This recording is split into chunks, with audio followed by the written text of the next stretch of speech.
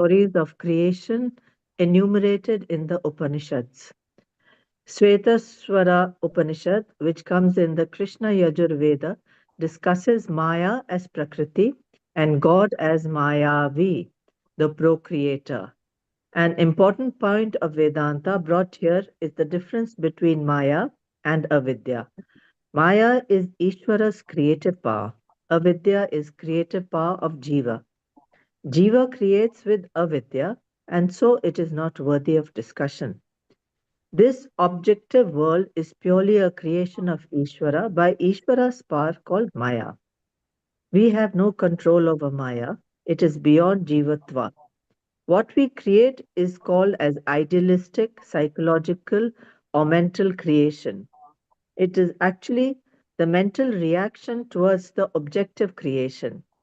Without objects, if we have any experience, it is only to be considered as your mental creation or your mental reaction. We call Jiva Shrishti as psychological creation or idealistic creation. Our experience is separated into two parts. One part is the objective creation of God or realistic creation because comparatively it is realistic. The other part is the individual creation or psychological creation. It is the individual creation that troubles us because this is of ignorance. The realized person has no creation to react on or act on. There is no sorrow, no disturbance, nothing. If we can separate and identify our creation, we can control it or manage it. However, we are confused from birth with the outside creation and mental creation. So we think that whatever happens is because of the objects outside. I suffer because of the other person or the other objects that are outside. That thinking process is false because it is based on ignorance. You do not suffer because of absence. The suffering is given by the thought process, the reaction towards that. Absence per se cannot give you anything. It is said that he enjoys the infinite happiness who has nothing with him as his own. Shloka 3 from Itriya Upanishad of Rig Veda says that before creation only Satchidanand Atma was there and willed that let me create the world. By his will, he created the world. In the case of jivas, we also do the same thing. In our case, what happens is the thought process starts, the creation comes, and you have actions, reactions towards it. All these reactions are because of ignorance. You end up with suffering or have some enjoyment. Upanishad says that if you do not think, there is no creation for you. In the absence of mind, there is no creation as such.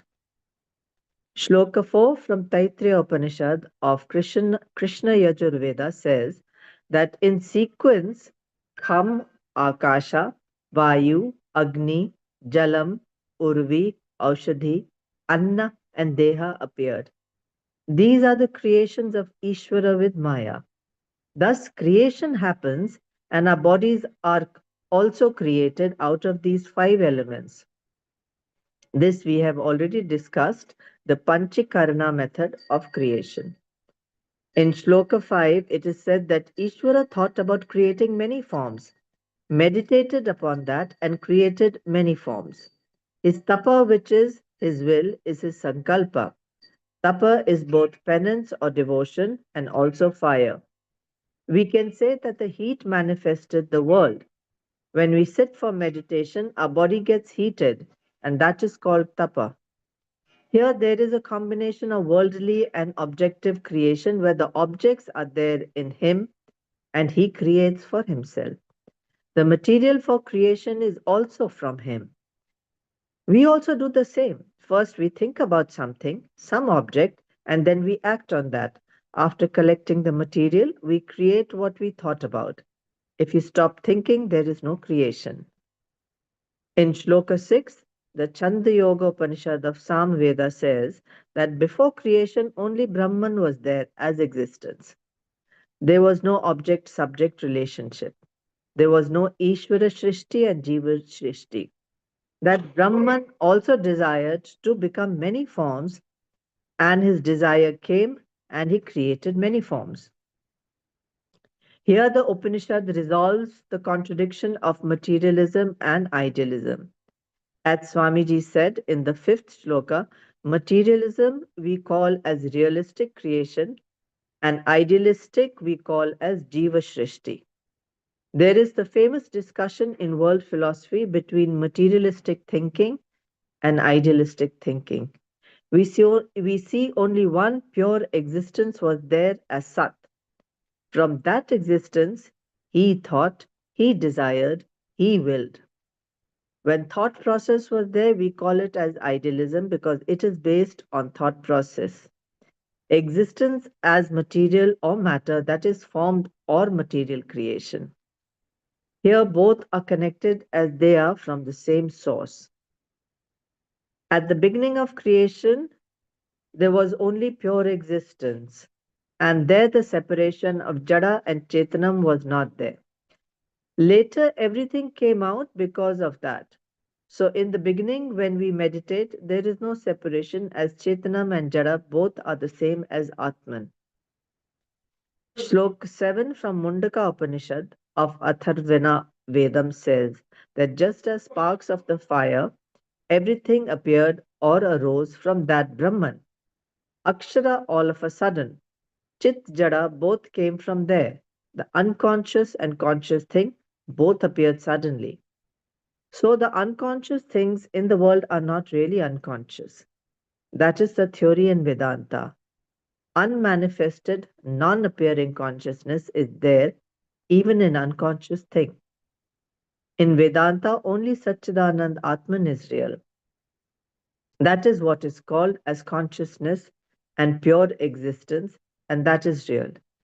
In that reality, the conscious being and the unconscious beings are appearances with different upadhis. Where the mind or intellect is formed or they are in action, there the consciousness is called consciousness.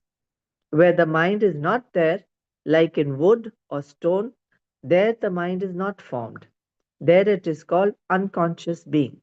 That is the difference. Whatever comes out of fire, like sparks, etc., will carry the character of fire. So, of these things appear from Atma. If the source is Atma, then they must carry the character or nature of Atma with them. This is the basic theory of cause and effect that is applied here.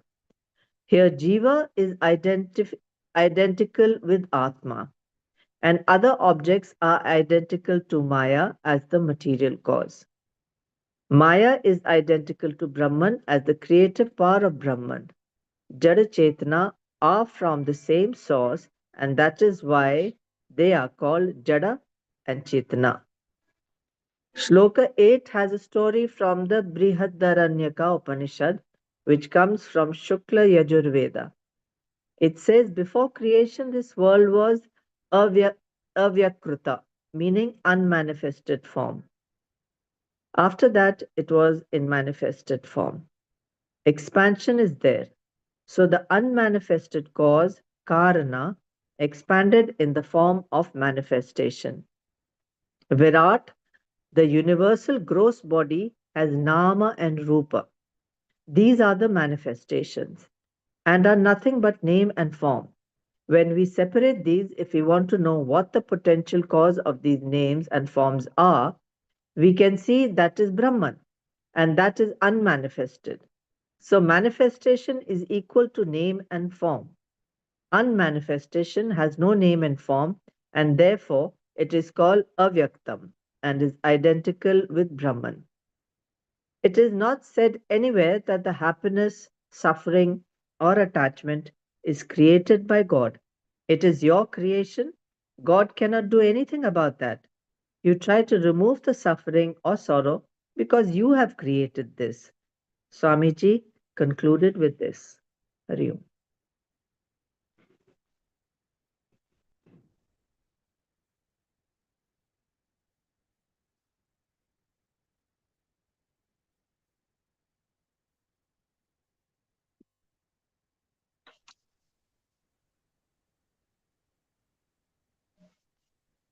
श्रुतिस्मृतिपुराणानामालयं करुणालयं Namami भगवत्पादशङ्करं लोकशङ्करम् शङ्करं शङ्कराचार्यं केशवं बादरायणम् सूत्रभाष्यकृतौ वन्दे भगवन्तौ पुनः पुनः ईश्वरो गुरुरात्मेति मूर्तिभेदविभागिने व्योमवद्व्याप्तदेहाय दक्षिणामूर्तये नमः। श्रीदक्षिणामूर्तये नमः।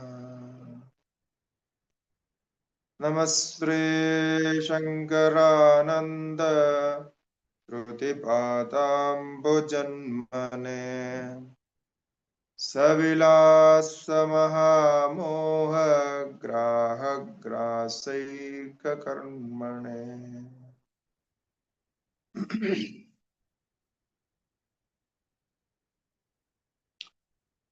ओम नमो नारायणाय श्री गुरुभ्यो नमः। हरि ओम। So we were discussing the actual experience of this empirical world and the emotional experience within us. So this discussion is therefore very important. We are discussing what we actually experience. So the material world and this emotional world. So the material world said to be creation by God, and this emotional world said to be creation of Jiva individual.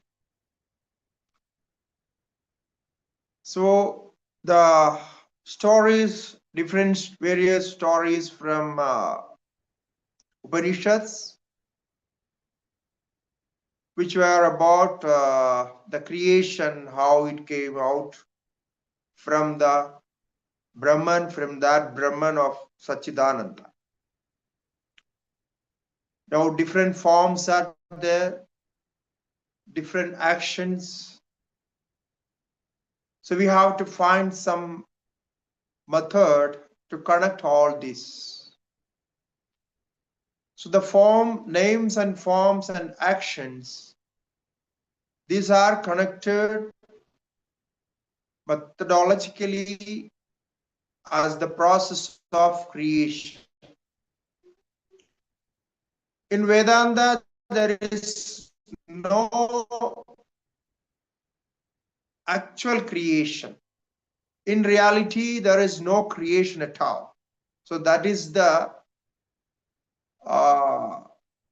ultimate application of Vedanta, that it says the creation cannot be ultimate. So there is no theory which can prove that creation is real. So that is another thing that we will learn later. It's called Ajata Vada. So which says there is no creation. So if there is no real creation, why we are searching for a theory for creation? So that is the thing that we are trying to discuss here. So I said this is just to connect whatever we experience together, and not just to conceive it, how we can understand the world outside, world inside, why all these problems are happening. Now, if if anybody listen to it, will accept that these emotions and problems are created by me, myself. Nobody will be ready to accept it. But the truth is that you create your problems, so you can find your solutions. You cannot blame God, you cannot blame the world outside, you cannot blame anybody around you. After all, you have your karma and you like to enjoy your karma. Now you are performing new karmas and waiting for the result to come. What does it mean? It means from the beginning of this creation, you did the same thing, the same mistake. You did the karma and waited for the result. So result was late. So you got another body to enjoy it. That's the thing. So it's very simple, no? So if you are ready to accept that you created your problem, then this Vedanta is going to help you. Otherwise, if you want to blame others, you want to blame God, you want to blame the people around you or anything else other than you, then this Vedanta cannot help you because there is no another remedy for your problem. So therefore, this creation of God and creation of Jiva is very important to separate. It's just for the sake of understanding. But it's very interesting. You will have a very clear idea how your life is turned, how your life is going like this. Because in some cases, or not in some cases, in all the cases, you have full confusion over the creation of God and creation of yourself. Not only that, you compare with others' creation. You confuse with others' creation. Because when you live together with other people like family, there are bound to be many different creations. Because many different bodies, different minds, different attitudes, emotions, karmas. So they are all together. So they are going to connect each other. They bind each other. So you don't know which karma from where it is connecting and how it came to you.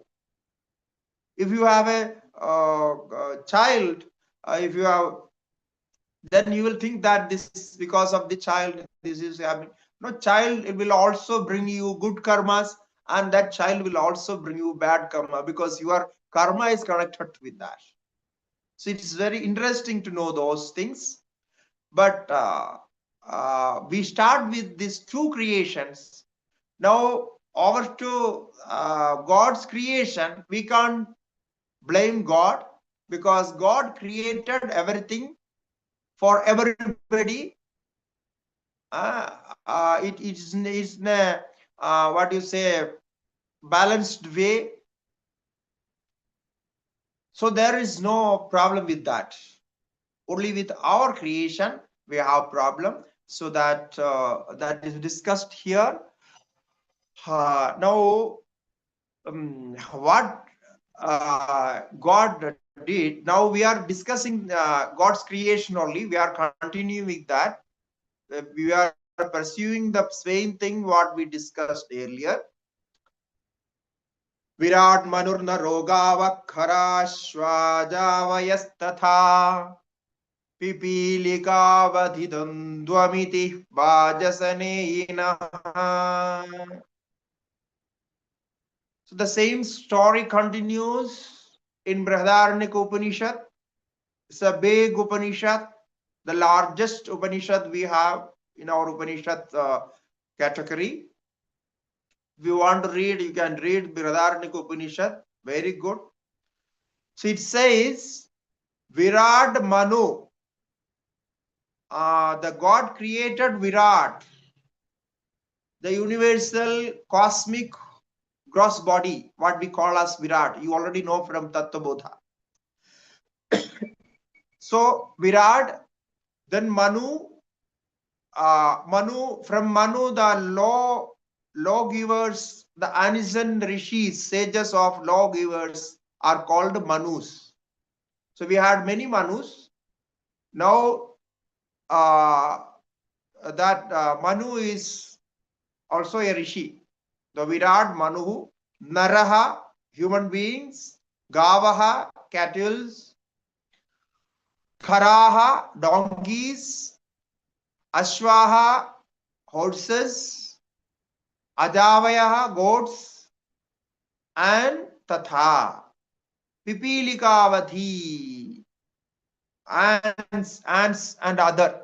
So, starting from Virat, the cosmic gross body, Pipilika, and you can add other things also, the bacteria, virus, everything included. So he made Dvandvam, he made pairs, male and female. In all this, he made Dvandvam. Dvandvam means pairs, two together, couples. So male and female, he made it.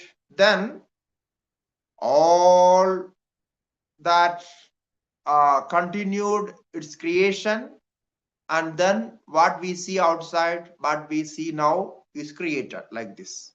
So this story is there. If you want to learn that story, you can directly read Brihadaranyaka Upanishad, first chapter, fourth Brahmana. So the chapter is called Srishtyadi Sarvarupada Brahmana. It's very interesting how the story is made there and how these all things are created like this. So it started like that. So you can read, because that is story. I am not telling the story here. You can read that yourself. So this is how it's created. Now all these bodies are created. Physical bodies are created. Then what Ishwara did?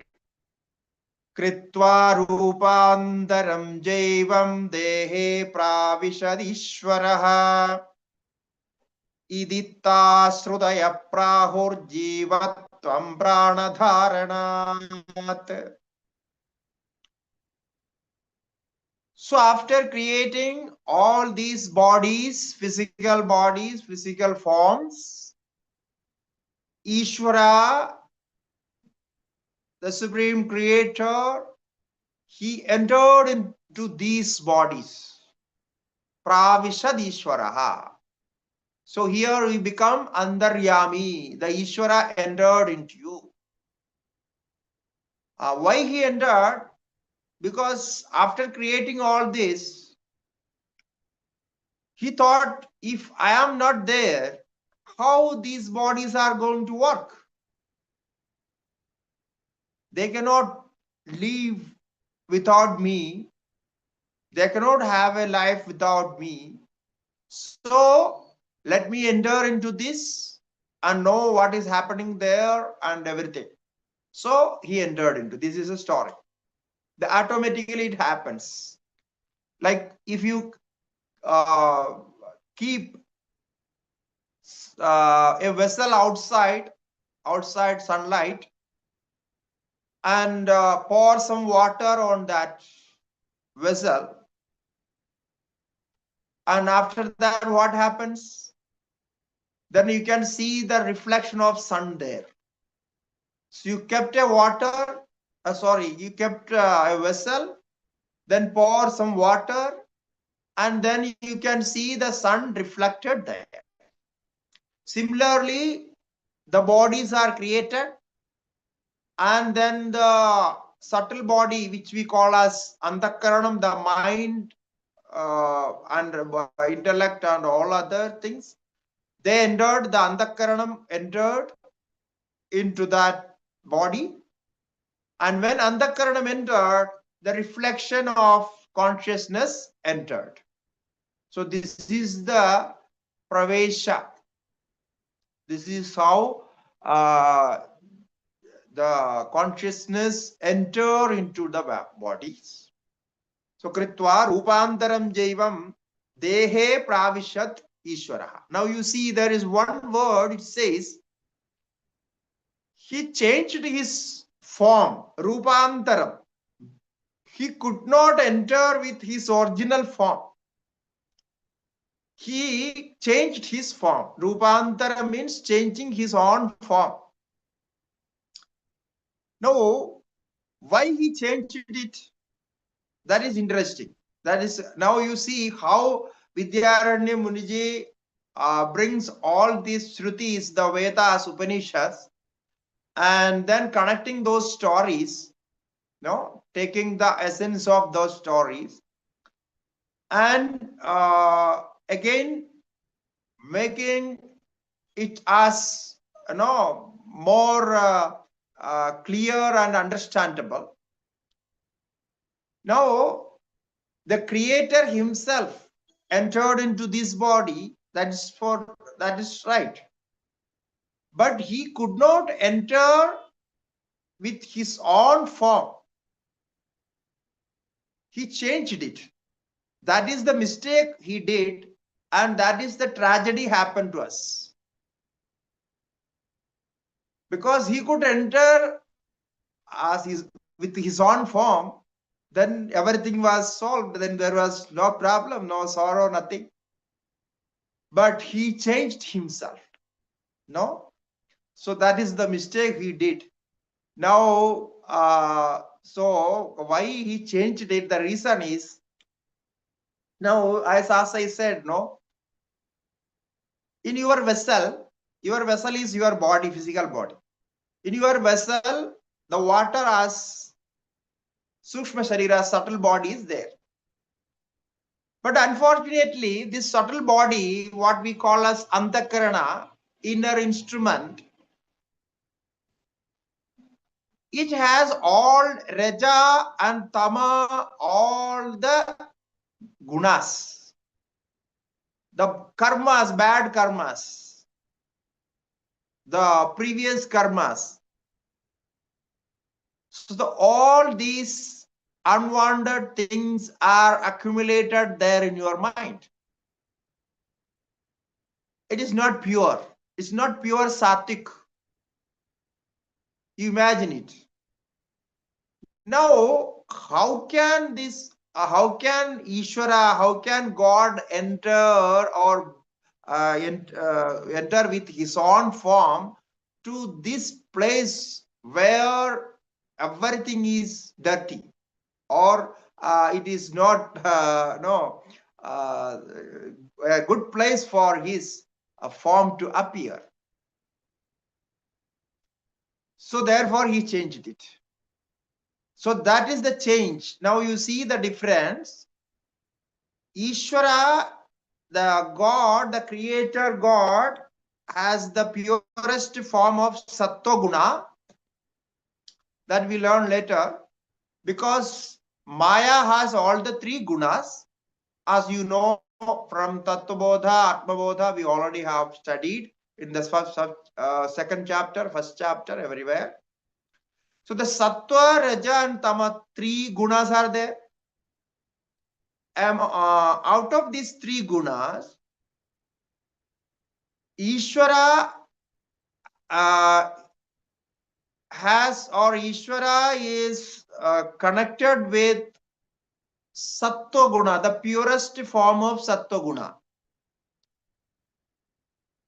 Because Ishwara has that creative power as Maya with this Sattva Guna. And in our minds, along with Sattva Guna, there are Rajo Gunas and Tamo Gunas. So the Rajas and Tamas do not dominate in Ishwara. Now you be just listen to this, how we are separating the Andaryami, the indweller of all being as God. God himself is there, but he is unable to reveal his form. Why he is unable to reveal it? So when he is not revealing it, we call it Jiva. So how he become Jiva, Ishwara become Jiva, like this. So the Rajas and Tamas do not dominate in Ishwara, but in Jiva, Rajas and Tamas dominate. So when Rajas and Tamas in domination, Ishwara Chaitanya, the consciousness of Ishwara cannot appear. So you feel you are limited, you feel you identify with your body, you think that I have birth and death, so I am living being, I am human being, I am so and so. So because of this Raja and Tama. And as you know, this Tamo Guna is the main what you say, the reason for bondage by the ignorance, through the ignorance. So because tamoguna is there, ignorance is there. So Ishvara has no tamoguna and rajoguna. Okay. So there is no duality and no multiplicity in that consciousness. When rajas and tamas is not there in Ishvara, why we say sattva is there in Ishvara? uh, uh, Sattva is predominant in Ishvara and it's with its purest form because Maya is there. This Ishvara is qualified consciousness, right? So there is no duality in Ishvara. Now you see the point here is, if Ishvara enters with his own form, he enters into this world, his with his real form, you will not see any duality here. Then that is a problem, no? If you have no duality, how can you live with this world, or how can you behave with this world? So there won't be any duality, and there won't be any multiplicity, multitude of things what we see, because Ishvara has one, and with full consciousness, complete consciousness, there is no disturbance in that. So that would have been like that. Now, if in Ishvara there is no other Raja and Tamoguna. So what does it mean? It means these Rajas and Tamas are distracting and dividing factors of this creation. We are trying to understand through the creation of Maya, then we can say the Rajoguna and Tamoguna, both these gunas are distracting factors or dividing factors of this creation, and this is absent there in Ishvara. Therefore, if Ishvara himself enters without changing its form, we can't see any duality here. So that is why he changed his rupa, kritva rupantaram. But in Jiva, as you know, Jiva, Tamas and Rajas are dominant. So we identify with our body, with ignorance, and the individuality came, and this creation happened, and we see the duality here, multiplicity here. So now the same consciousness, the supreme consciousness changed into Jiva, Ishvara with Maya, and the Ishvara changed its form into Jiva. So idita shrutayaha prahu jivatvam pranadharanat. Now why we call this Jiva as Jiva? Jiva, this individual being as individual being, Jiva, Jiva. Because Jiva uphold the vitality of prana dharanat. This breathing and other things are there. So therefore it is called Jiva. It means in Ishwara there is no breathing process. Right? So Ishwara is not Jiva. The word meaning of Jiva is prana dharanat. The holding of this vital energy called prana. Therefore, it is Jiva. So living being, we can say living being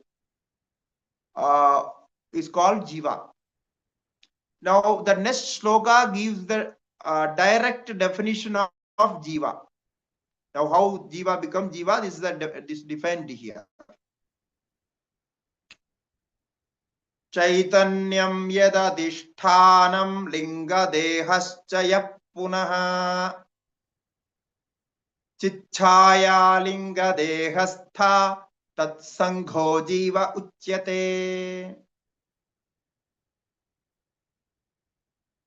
Chaitanyam yadadishthanam linga dehascha punaha chichaya linga dehastha tatsangho Jiva uchyate. It means this is the definition of Jiva. So we call Jiva like this. How? Chaitanyam yadadishthanam. The pure consciousness is the substratum of this. Adhishthanam means the base. The Chaitanyam yadadishthanam. Therefore, when Jiva identify himself with that Chaitanyam, with that substratum as consciousness, pure consciousness, he will get Jivan Mukti and liberation. He will be liberated. Because that is already there. So that is the adhishthanam, substratum of the Jiva, the adhishthanam. Then comes linga dehasya punaha. Then comes subtle body. Linga deha means subtle body. You know what is subtle body is? If you don't remember exactly, refer Tattva Bodha and try to remember it correctly. What is Linga, Sharira, Sushma Sharira. Now, sometimes we forget. All these terms we don't use, we don't remember, we don't need it in day-to-day life. So, after studying all this, sometimes we forgot exactly what does it mean. So, therefore, you can refer it again and again. So, Linga Deha, this is the second one. Chichaya linga dehastha. Then in that subtle body, the reflection of pure consciousness. Chichaya linga dehastha. As I said, in that water, sunlight is reflected. Sun is reflected in that water. Similarly, in this subtle body, the reflection of pure consciousness. So then it is complete. Tat Sangho. These three together constituted as Jiva. Tad Sangha. So this is the form of Jiva. So the Jiva is distinguished with this form. The last sloka said Rupantaram. How Jiva is distinguished from Ishwara in this way. Though the pure consciousness is the same, pure consciousness is the adhishthanam, substratum, then Jiva has this mind and other things. So the mind, in that mind, Chichaya is reflected, consciousness is reflected. So three things are there. One is pure consciousness, and second is the subtle body, Third is the reflection on that subtle body. So these three together, we call it Jiva. Now, how can you identify this? How, if you want to realize what Jiva is, then separate these three. Distinguish these three. What is reflection? We call it Chaya or Chidabhasa. And then the subtle body, try to understand what is subtle body. And then you can realize your consciousness as pure consciousness. The pure consciousness, subtle body, and the reflection. So three together constitute the form of Jiva. So this is called Jivatva, distinguishing. So now there is no chance of confusion. Is there any chance of confusion? You feel any confusion here? No, it's very clear. Then why we are confused? So we have to find the reason. So this is the Jiva, we call it as individuality. So how this is how the individuality comes. Now you see, what is this individuality? Can you prove yourself as individual?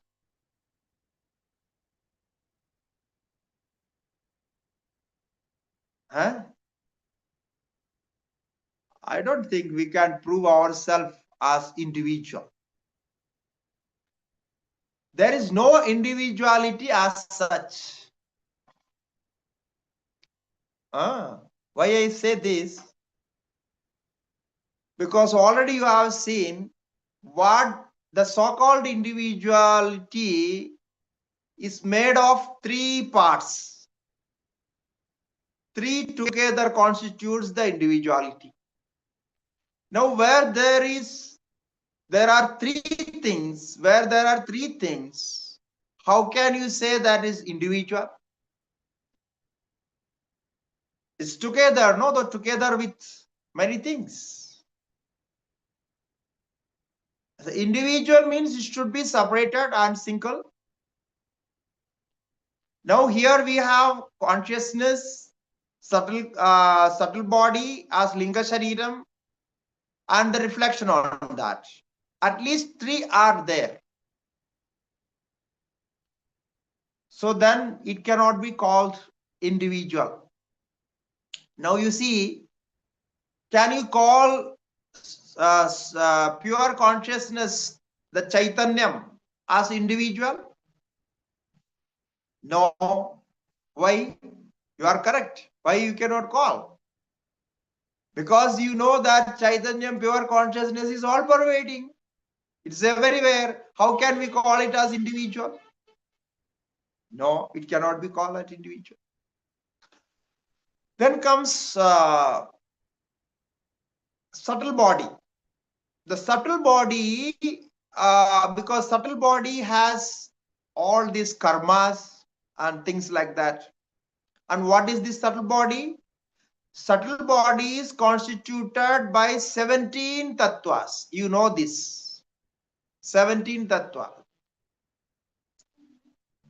5 sense organs, 5 organs of action, karmendriya, and 5 pranas, mind and intellect. So these are called 17 tattvas. The 17 elements are there in that body. Now, where there are 17 elements together, cannot be called individual. Huh? You see, it's very interesting. There is no individuality. Okay, so that is gone. So therefore, subtle body is not individual because it has so many things together. So then we take the third one as reflection, chichaya, the reflection of pure consciousness. Now, the reflection of pure consciousness since it is reflection, we cannot call it as an individual entity, because no reflection can be called as individual entity.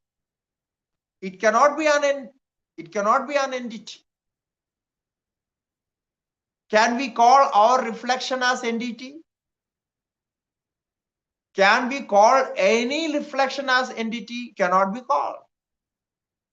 That is one thing. We can't call the reflection of consciousness as separate entity from the consciousness, different from the consciousness. It cannot be. The sun is reflected in the water. Now the reflected sun cannot be an individual, because reflected sun has no separate entity as sun. So how can you call the reflection as new entity? It cannot be new entity. So therefore it is denied. So now what is individual? The Chaitanya is not individual. Subconscious mind is not, this subtle body is not individual. And the reflection of consciousness cannot be called individual. If we call it, that is a foolish thing. If you call the reflection is also an individual entity, it's wrong. So now where is individuality? Huh?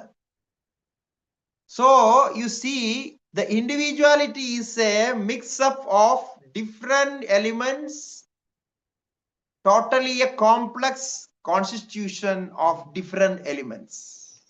If you want to call it like this, we can call it like this. What? Individuality means myself, as I am thinking I am an individual. So the individuality is a complex constitution of different elements. A mix-up of different elements. Now, if something is mix-up of different elements, it cannot work in the same way. It will always work differently. It will always change its character, and it cannot bring a definite result to any action, because it is constituted complexity. It has complexity. It's multiple action together. So this complex constitution of individuality cannot be called as a separate thing. It cannot be separate. Now, whatever there in your individuality, if you see you have panchakoshas, you are very familiar with this panchakosha things. So I will take up that for the sake of discussion, because we have learned it and we have meditated it on this, so it is very clear. So you have 5 koshas. Now each kosha, if you take, each kosha is different, and its function different, its character different. Now, how these koshas are going to give you a certain result? It cannot give you, because the 5 koshas are working differently, because their character and forms are different. That they are 5 different things, different elements. Now, where you can find you? Now, where is your individuality, your personality?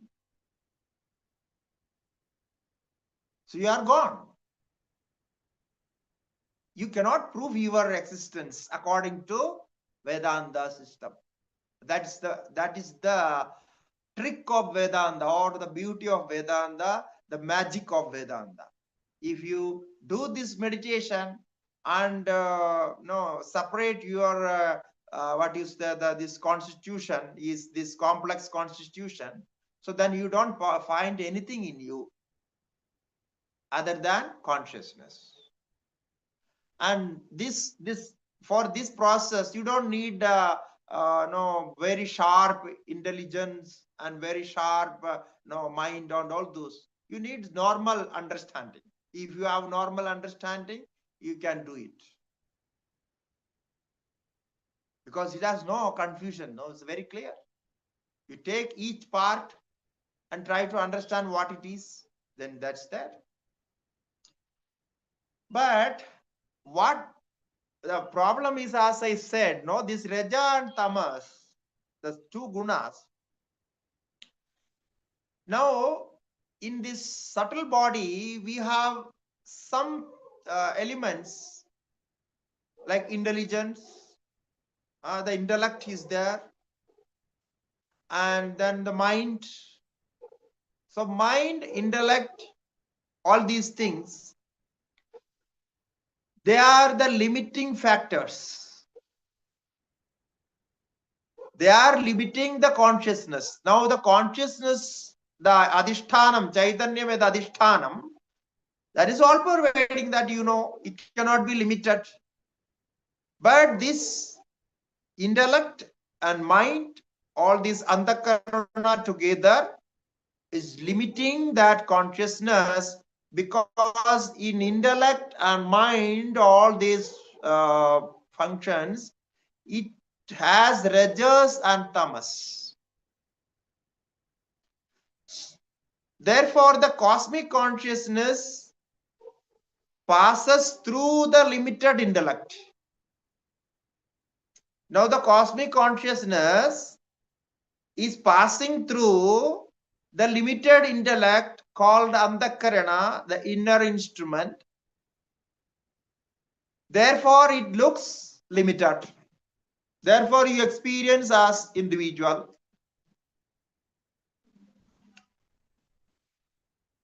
But that is not true. It's false. Because of intellect, limitation of intellect, you think that this body, mind, or so the consciousness is limited.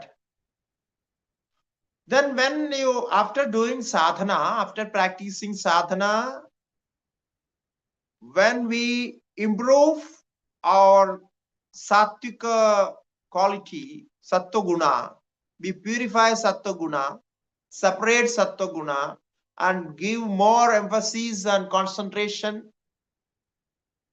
to sattva guna, then slowly this intellect loses its limitation and its bad qualities, and then ultimately intellect leaves off all the rajas, tamas away, and then sattva, only sattva remains. There the aham brahmasmi vritti, the knowledge of Brahman, appears. So you feel in that condition, that moment, you feel that I am Brahman. Though the same consciousness was there in that intellect, because of rajas, tamas, and this ignorance and all those problems, this intellect could not realize that.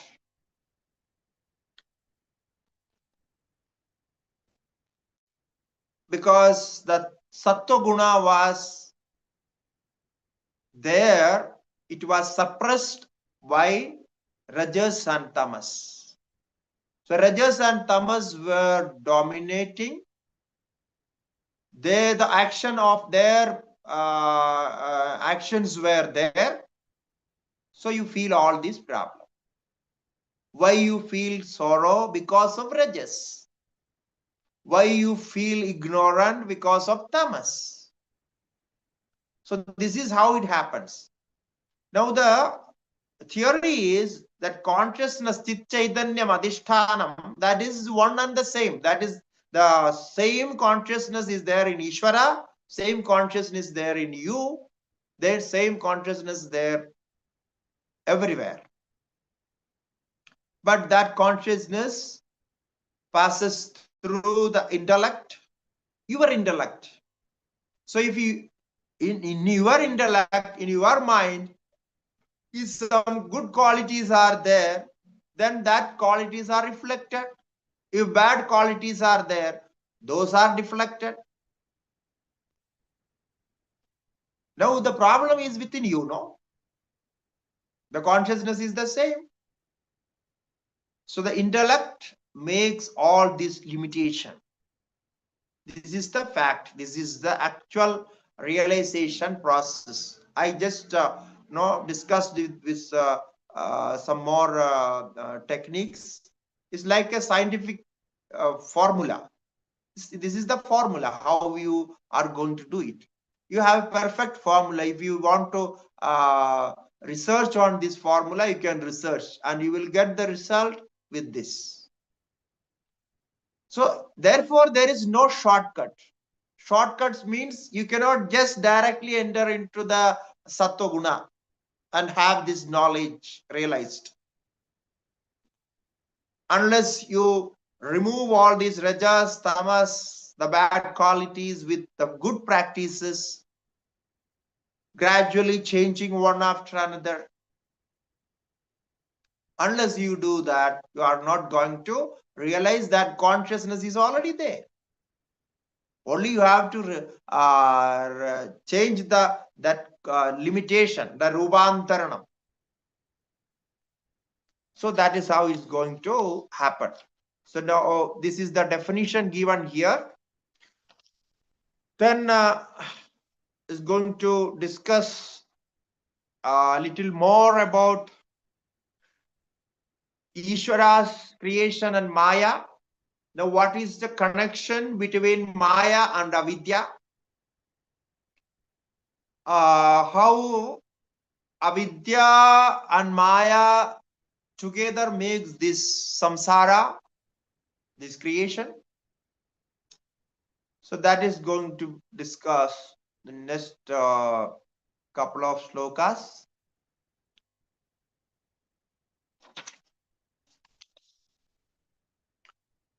Maheshwari tu mayaya tasya nirmana shaktivat vidyade moha shaktischa tam jivam mohayatyasau.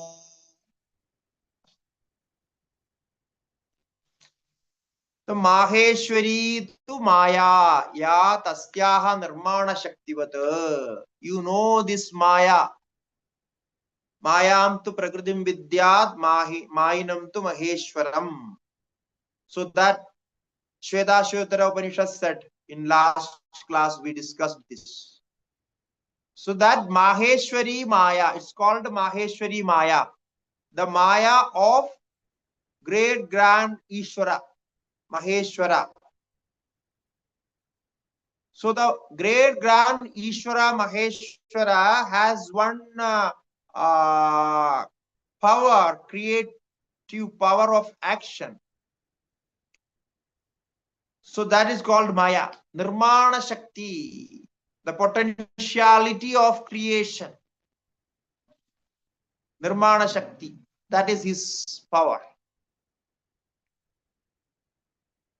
So in that power, Maya, Vidyade Moha Shaktischa. In that Maya, there is another Shakti. Now one Shakti is Nirmana Shakti, that is creative power.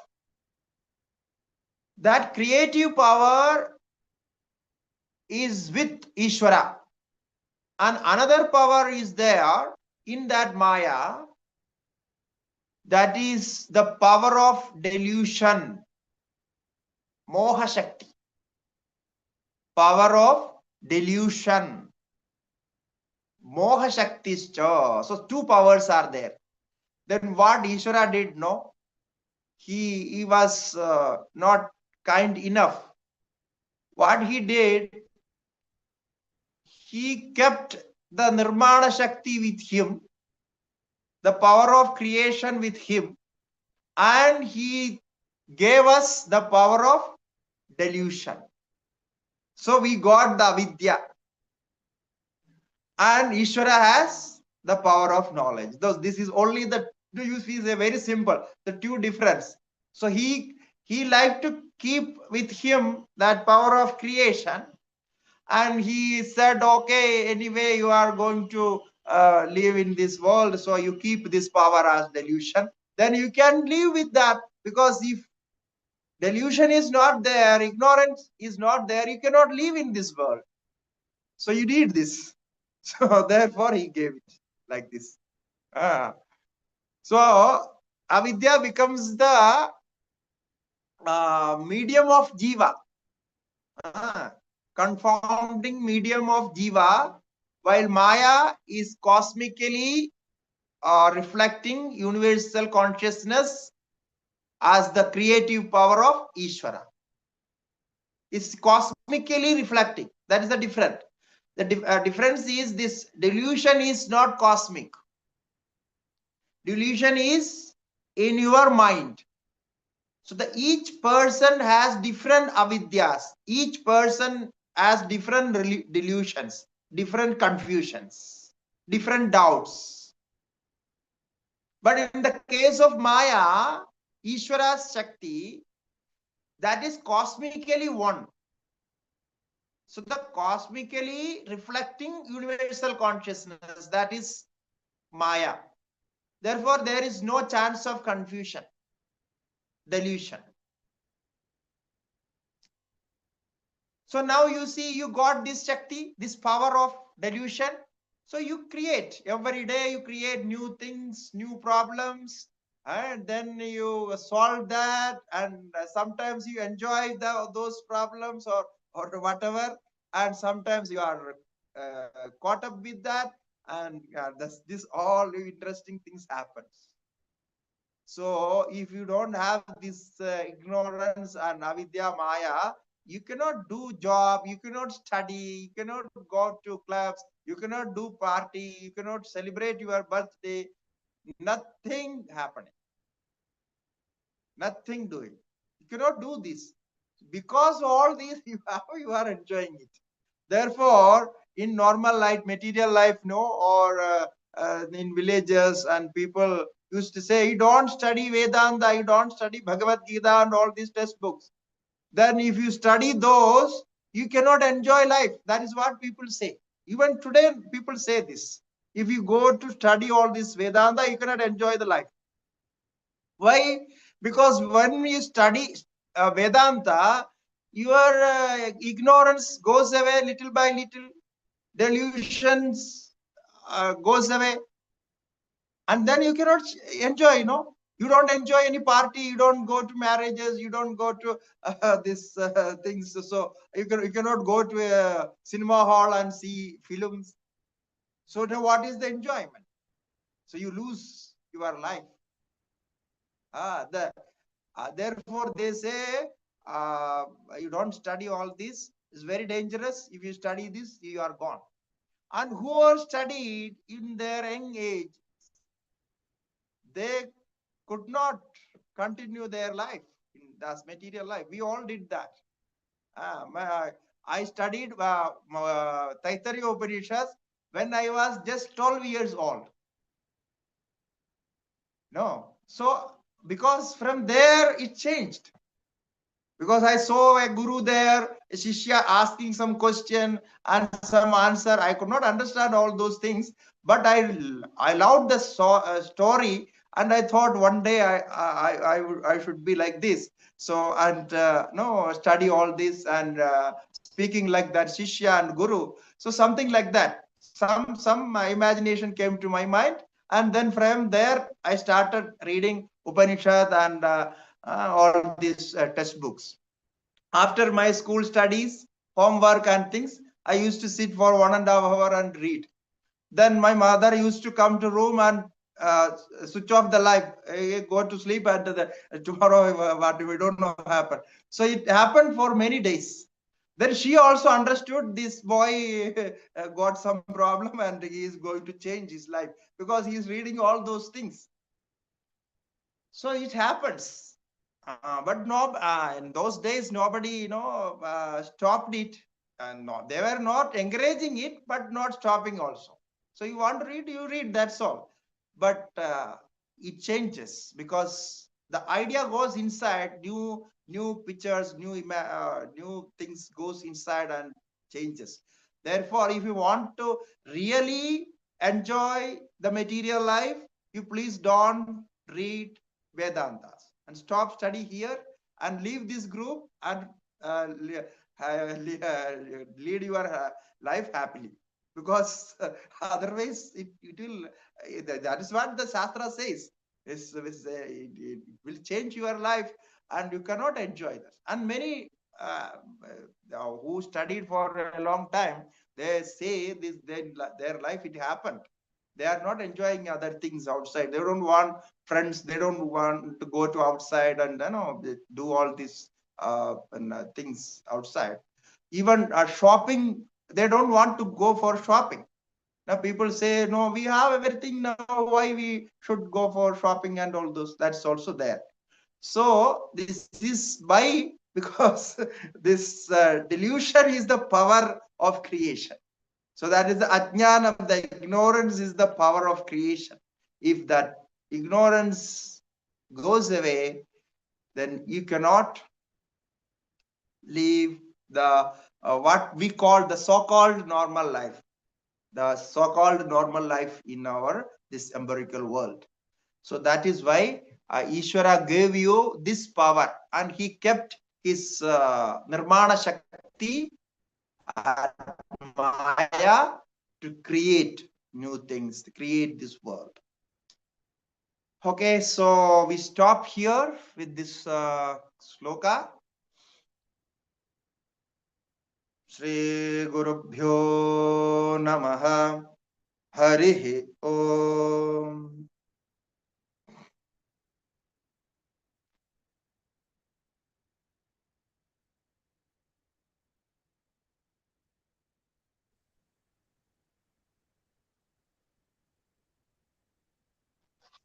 Hariom Swamiji, I have one doubt, please. Ah. We know that for the Rajoguna is very much required for a creation. Yeah. How Ishvara is not dominated with Rajoguna, only Sattva when Ishvara is creating the universe? That is the difference. If you want to create anything, you want to do any action, you need Rajoguna. But in the case of Ishvara, because his creating technique is different from us, he is not really creating, it's just appearing. So he doesn't need this action of creation, because for action he doesn't have any other material, no, for action. So they don't have he doesn't hold any instruments for action. So therefore, that his creation is totally different. Thank you.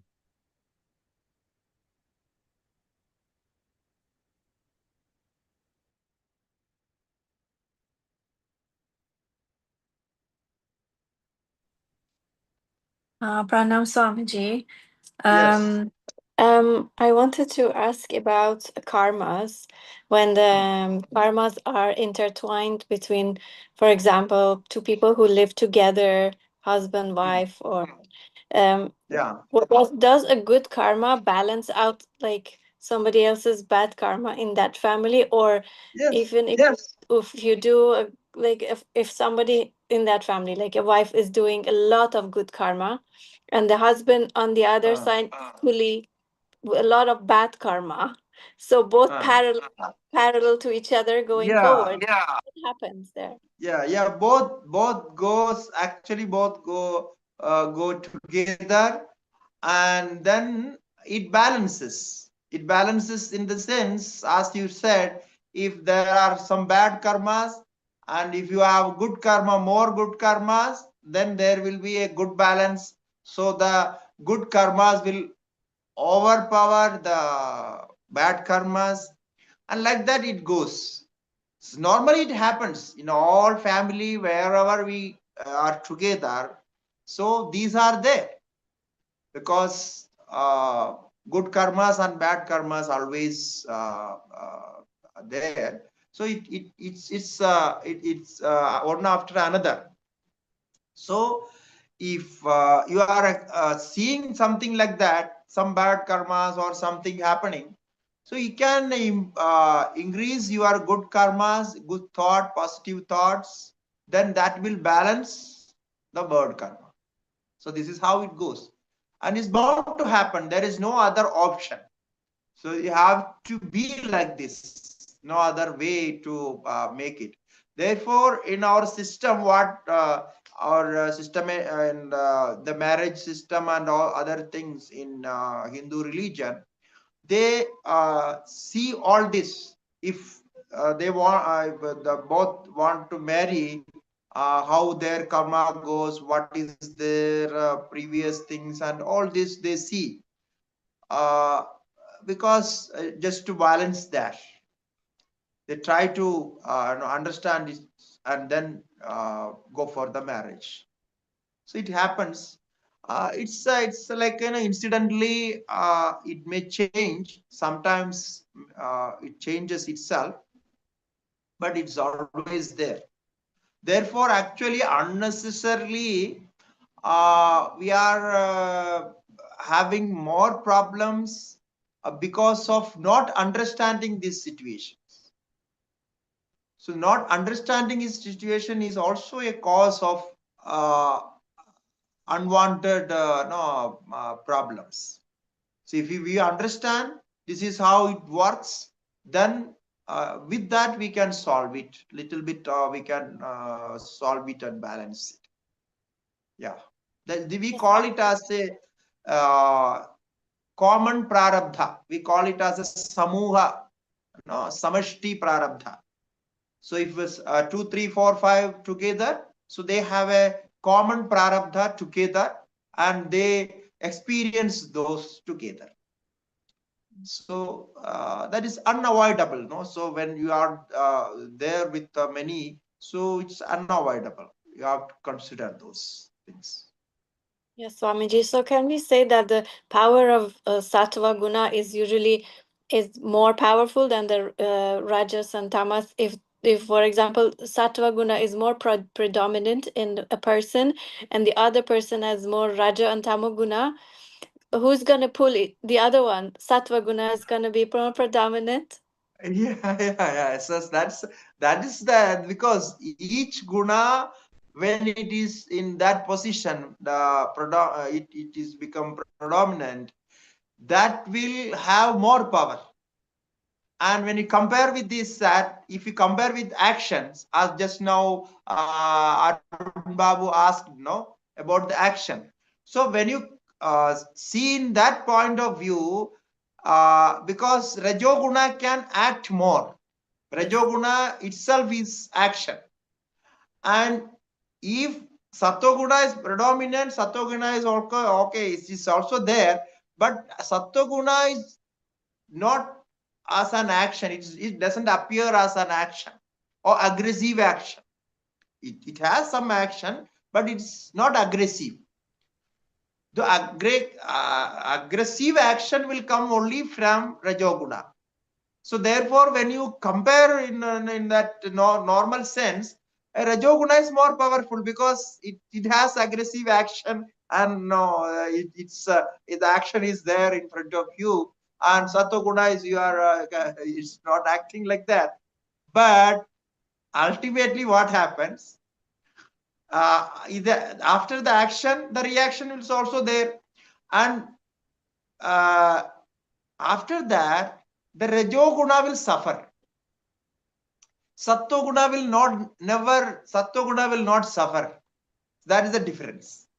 So Rajoguna has some extra power in accordance with the action, but ultimately, at the end of the day, the Sattoguna will be happy. So ultimately we have to be cool down, no? We have to be cool down in peace.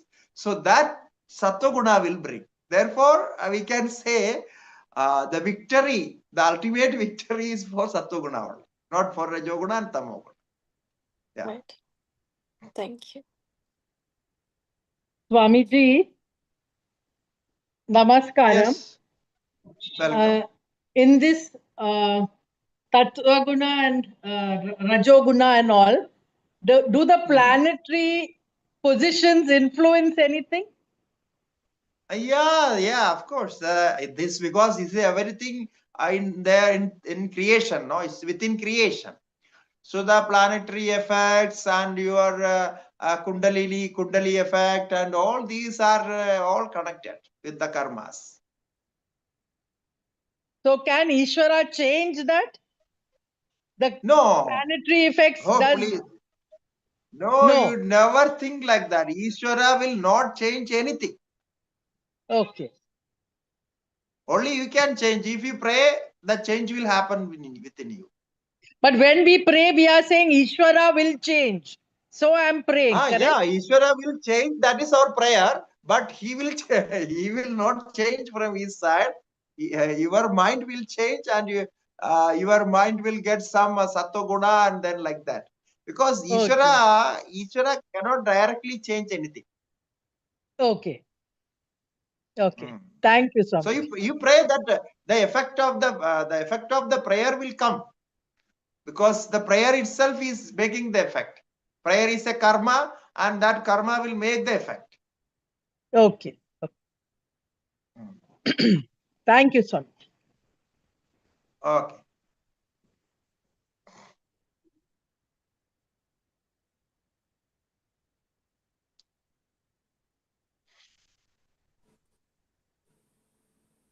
Any other question? Swamiji, Swamiji, Yes, see, Maya welcome. is Trigunatmika, right?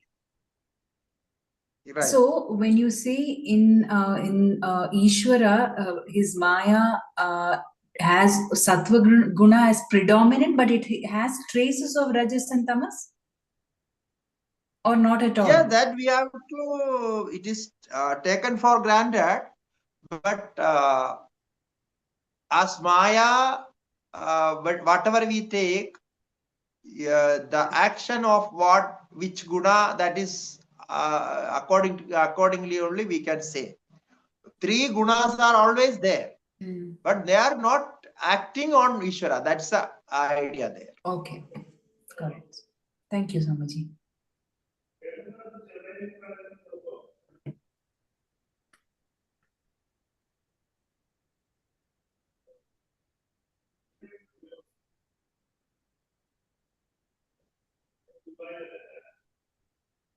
Okay. Swamiji, So we can conclude. Huh? Triguna Theta means the three gunas are not affecting Ishvara. Is it correct? Yes. Yes. Yes. Thank you.